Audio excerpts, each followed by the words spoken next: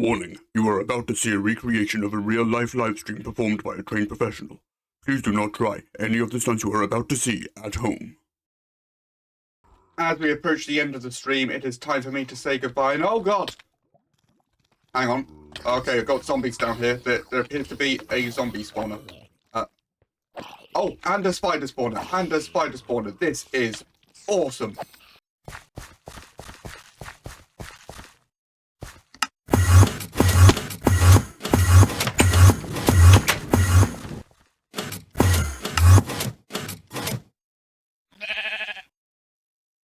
Hello and welcome to the FieldCraft server. My name is Weird and Bearded, and last weekend I designed an absolute beast of an iron farm. Under ideal conditions, this thing produces 5,000 iron an hour.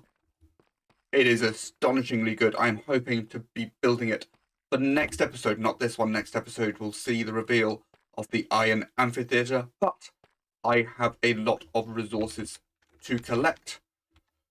I need a lot of string, and I don't have a string farm yet, but fortunately, in a recent stream, it ended with the discovery of 2 spawners closer together than I have seen 2 spawners before. There is only a 4-block gap between them.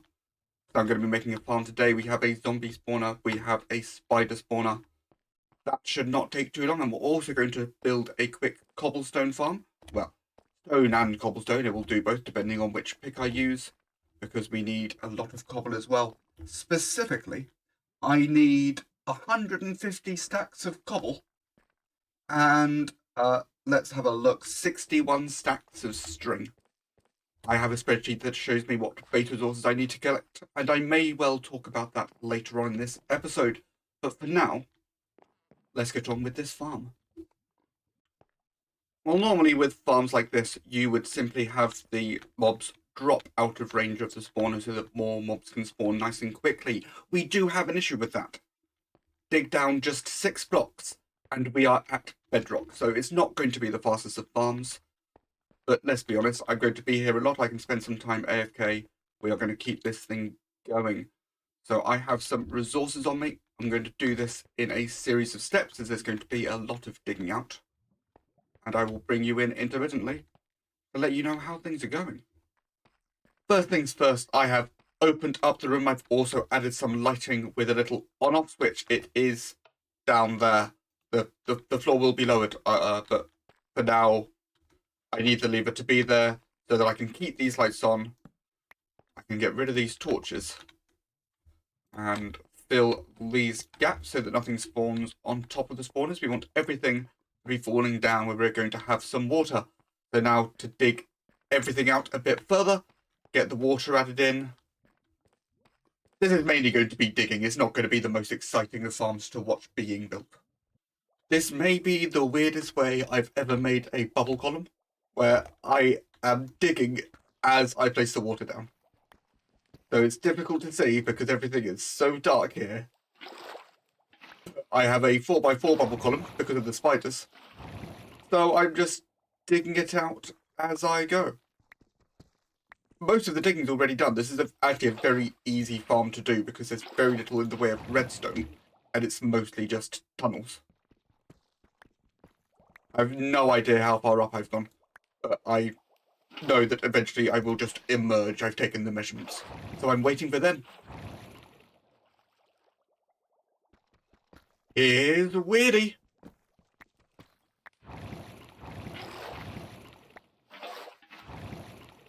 Oh, that feels good. Hello. I may have got a little bit carried away, and this farm is pretty much finished. But let's see what will happen to them. I won't turn the farm on yet. We will experience this ourselves. So they will spawn and fall down into here. They get pushed into here. They can stop at this point, but as mobs keep coming in, they will eventually get pushed into the bubble stream. The bubble stream takes them right to the top. Well, they will get pushed out onto this little glass platform. Some of the spiders may get stuck, but again, as more mobs come through, they should push each other along. And this leads to a drop down onto some hoppers. So the only thing that's left for me to do, if I quickly head back round, I just need to block this off, for which I have a lot of tinted glass. And once that goes in, the lights on this side are not going to affect the farm's performance. It is now the next day. I have all the tinted glass in place, and I did an overnight AFK session. The rates of this farm are fantastic for the zombies and rubbish for spiders, and seeing as I want the spiders, that is something that I need to fix. The problem is, the spiders get washed down, and then they cling to the walls and don't actually go in. There aren't any blocks that we can use that they will not cling to. So the new plan is to take it all out entirely through to the other side and add more water sources there. Even if they do go past, they'll still get flushed in. And basically have it so that they don't touch any walls at all. And hopefully that will improve the rates. I've got about 9 stacks at the moment. 9 stacks of string. Not bad, but obviously I need 60-ish. So there's still quite a lot to do. So I'm going to get this dug out, and then hopefully that will work and I can get started on the stone farm. This may not be looking great with all of the spiders pushing each other around, but I'm sure it's better because the spiders aren't all just clumped up into one place, so they are actually pushing each other into the bubble column. It just takes a little while for there to be enough spiders to actually push each other into the bubble column. I'm going to assume that this is now working. I've not checked the results, but I need to move on. More farms to build. Time to get a stone/cobblestone farm together, which I'm sure is not going to be that difficult.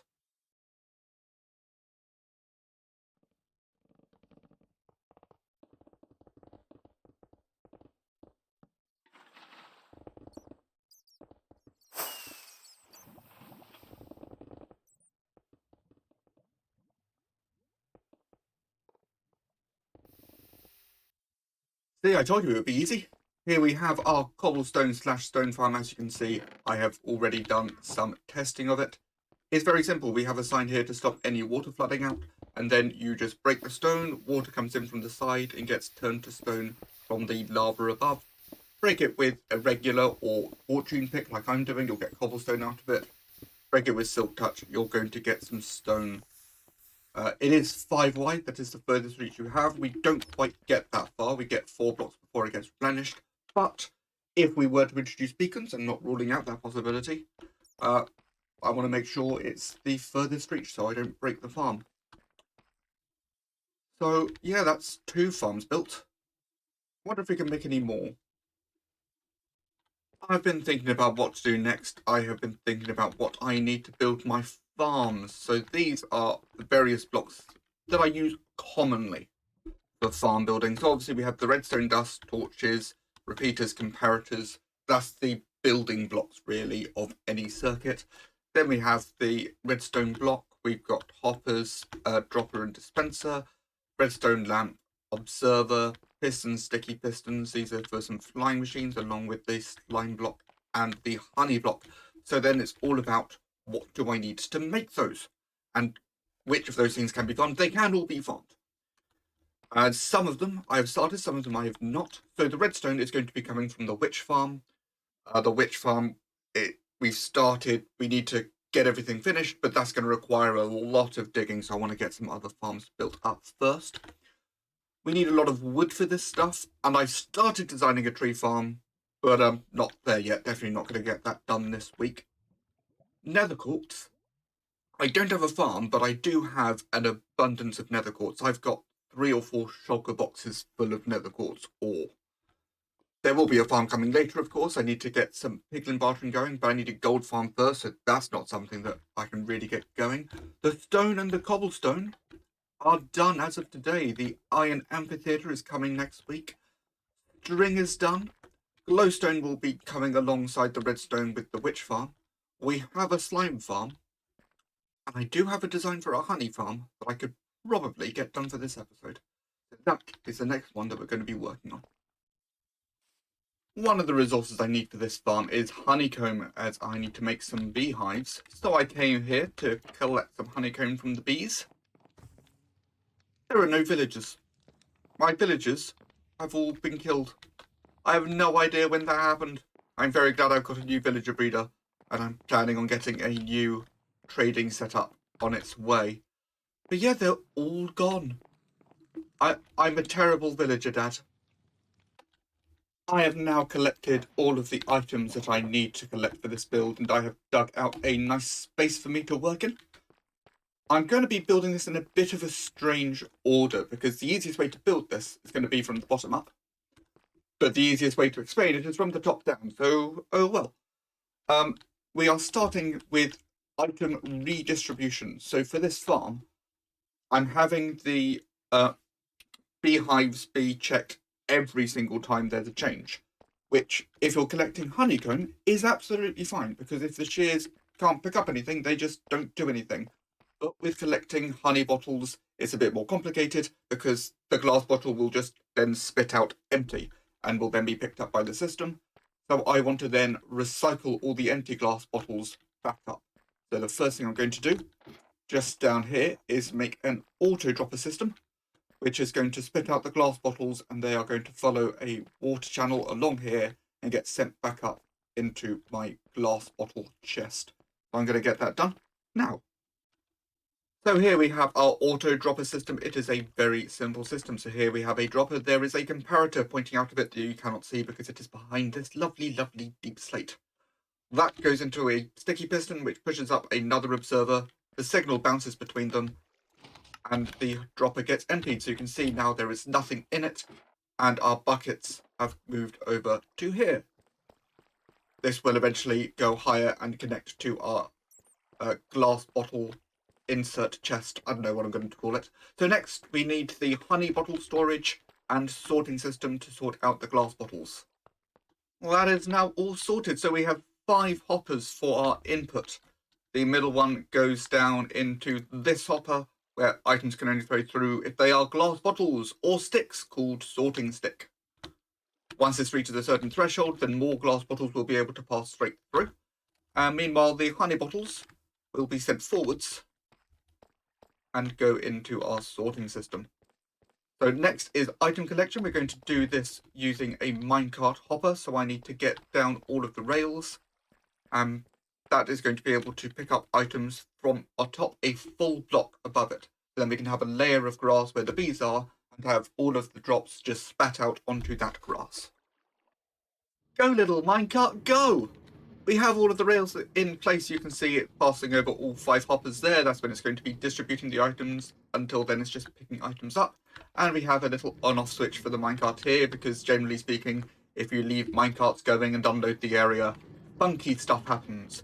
So I always want to make sure I have on-off switches, and that's also going to be the case for all of my farms. You'll notice that so far, all of my farms only run when I want them to. They all have on-off switches. I don't want to leave anything to chance. Also, I don't want to cause unnecessary lag. So now that that is all in place, next is going to be the structure, I suppose, getting all of the grass blocks in and getting ready to put in all of the redstone behind them. So we have a nice layer of grass with a row of flowers for our bees to enjoy. I am going to show you one slice of the setup, because the purpose of this is to have 21 beehives in a row.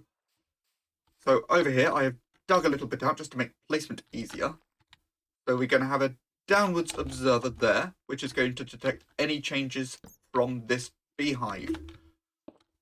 Then that observer is going to be observed by this observer. And then from there, by this observer. So we get the signal being sent upwards. That is going to power this block, which is going to power this dispenser facing downwards. So once this gets filled with glass bottles, as soon as there are any changes, it's going to be filled up. And because of all of the blocks around it, the only place things can get spat out, if it's spitting out glass bottles, is forwards. So now I've just got to get in the rest of this. I have now got most of the blocks in place. You may notice there is 1 beehive missing. That is because that beehive has 2 bees in it, or possibly even 3 bees. I think a couple extras got in. So I don't really want to place that until I've got the shell in place and I can start breeding without fear of the bees escaping. So next, I need to get this thing turned off. And to do that, we're going to be removing this observer. So we'll have a line of sticky pistons there. How am I going to place this? Let's put the observer that way. Then I can break it and place it off there because we need it to be facing downwards. And then on top of that is going to be a repeater. So if I just place a block there, then I can take my lever and we can use this to turn the farm on and off. So now all I need to do, place in the rest of those and put the shell around it. And then I think we have a fully working system. Stuff like this is always fun to watch, and I need to test it anyway. Go! All the observers being put into place, and then all the observers being pulled back. They are indeed all out. The system works. I have realised, when I said that will be everything, I still need to actually do my implementation of how to get glass bottles into the droppers. So I need to get my bits and bobs for that, and get that built up. So now the glass bottle recycling system is in place. The glass bottles will come up this tube once again. They will go into that hopper, into that chest where I can input even more glass bottles and then get distributed across all of the dispensers. Now, to fill a system like this up just to the endpoint, just enough to fill up all of the dispensers, requires, I think it was 298, that or thereabouts, stacks of glass bottles. To fill the entire thing up, you're looking more around 460 stacks. And how many do you think I have? I have none. I have the one glass bottle that's in the system now, and I have maybe 10 other glass bottles. So yeah, I need to get on that. But I'm not going to do that for today's episode. I'm not going to. What I am going to do is fill up the rest of this structure and possibly do a little bit of bee breeding. But at least I'm going to get the rest of the structure done and make myself a little entrance so I can get in to breed the bees, but they can't get out. And we are all in place. So all the glass, so we can have a nice view in. It actually works out quite conveniently. There is a nice little climbing point here where you can get right on top and get a top-down view if we so desire. And as you can see over here, there are a couple of trap doors. So normally we wouldn't bother with this. We just have glass in the middle. This is just while I get everything bred up. So as long as I make sure at least one of them is closed at all times, the bees cannot escape. I've also added in a few torches just to give a bit of lighting. Hidden away the hoppers. A nice flat surface. Looks a little bit better. And I've just slept, so hopefully we should get some bees coming out. Please? This is not a good start. Well, I will re-record once I've got some bees. There is definitely a bee in there. I just heard it buzzing. If the bee could be out here, that would be even better. There's no... There it is. We have another bee. Let's breed these up. And I am going to spend some time in here getting a load of baby bees. This is going to take some time, and I'm going to need more flowers than this. While I get on with this bee breeding, or if you prefer breeding, but why would you prefer that? I want to talk a bit more about this magical spreadsheet of mine. I've mentioned it in passing in a few of my videos. I've also mentioned it in some of my Sunday FieldCraft streams every Sunday, 1 till 4 PM UK time. But I've never really gone into it in detail, and I would like to release it publicly soon. I'm just doing a bit of work to get the user interface a bit more friendly, because currently I'm the only one that uses it, and I know how to use it, so I don't need to know how it's done. I already know. So let me talk about it in a bit more detail. There'll be another video coming out specifically about this when it is released. So what this does, this allows me to take a build such as the bee farm and tells me what I need to collect to make it. So for example, with this bee farm, I can tell the spreadsheet it requires 21 beehives, 6 blocks of redstone, 18 blue ice, 14 chests, 21 dispensers, 1 dropper, 326 glass, 63 grass blocks, 61 hoppers, 2 levers, 86 observers, 292 polished andesite, 204 polished andesite slabs, 115 polished andesite stairs, 21 poppies, 58 powered rail, 5 rail, 2 redstone comparators, 3 redstone dust, 22 redstone repeaters, 1 redstone torch, 1 soul sand, 42 spruce trap doors, 22 sticky pistons, and 2 stone pressure plates. That is all of the things required to build this. And then the spreadsheet, first of all, it tells me, well, those materials will fit into 2 chests. So I had my 2 shulker boxes next to me, as you saw when I was building this. They held everything for me, and I could know that in advance. It also then tells me to make all of this stuff, to craft it up, you're going to need 509 andesite, 18 blue ice, 760 cobblestone, 54 gold ingots, 63 grass blocks, 63 honeycomb, 327 iron ingots, 213 logs, not any specific log, just general logs, 88 nether quartz, 2 general planks, 21 poppies, 4 powered rail, 5 rail, 355 redstone dust, 326 sand, 22 slime balls, 1 soul sand, 31 spruce logs, 2 spruce planks, 1 stick, 76 stone, and 63 string. Those are the raw resources that I need to collect to put everything together. Now, you may have noticed some of those are not raw resources. The stone you can get from cobblestone, the andesite you can get from mixing cobblestone and nether quartz to get diorite, and then diorite and cobblestone to get andesite, and also the blue ice you get from combining ice to make packed ice, and then packed ice to make blue ice.